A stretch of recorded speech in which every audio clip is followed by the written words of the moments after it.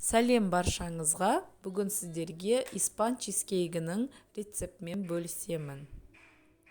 Ол үшін творожный сырымызға қантымызды салып, миксердің ең төмен жылдамдығында миксерлейміз.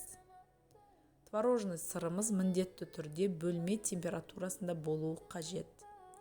Жұмыртқамызды бір-бірден салып миксерлейміз.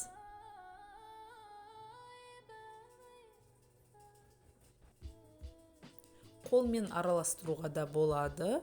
Мен миксермен ыңғайлы болғандықтан миксермен араластырдым.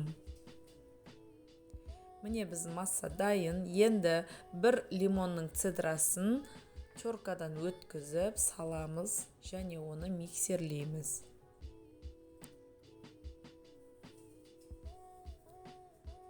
Енді үстіне ұн саламыз. Ұнды да миксерлейміз. Кукурузды крахмалымызды саламыз.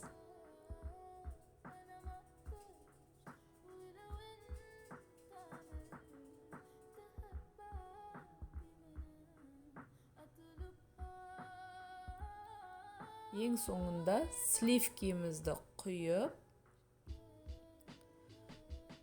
бәрін бірге араластырамыз жақсылап. Көп қозғап жіберуге болмайды.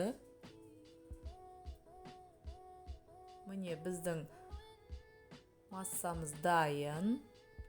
Енді пешімізді 200 градусқа қосып қоямыз. Осындай 20 диаметрлік форманы дайындадым. Астын фольгамен орап, шетіне пергамент қағазын осылай қойдым. Енді осы дайын болған массамызды формамызға құйып, 200 градуста 50-60 минут пісіреміз. Біздің чизкейгіміздің беті осылай күйіп пісуі міндетті.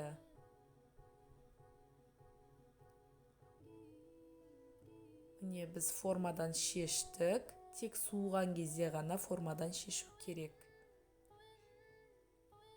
Өте жұмсақ, өте дәмді болып шығады. Сіздер де жасап көріңіздер. Баршаңызға ас болсын. Менің видеом ұнаса, менің каналыма жазылуды ұмытпаңыздар. Комментарий, лайк басуды ұмытпаңыздар.